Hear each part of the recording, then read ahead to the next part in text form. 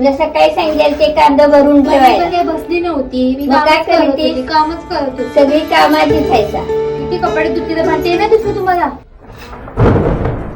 का काय थांबलात? भांडा तिकडे बॉसची किरकिर, घरात आलो तर तुमची किरकिर. या रोजच्या तुमच्या भांडणाला कंटाळलोय मी आता. आई काय झालं? विचार तुझ्या बायकोलाच. दुर्वा तू तरी सांग काय झालं, का भांडलात ते? अरे अशाने घरात लक्ष्मी राहील का? नाही, मला या घरात राहायचंच नाही. तुम्हाला जर का मला काही सांगायचं नसेल तर नका सांगू. तुम्हाला जे करायचं आहे ते करा. पाणी. होत माझ्या डोक्यावर.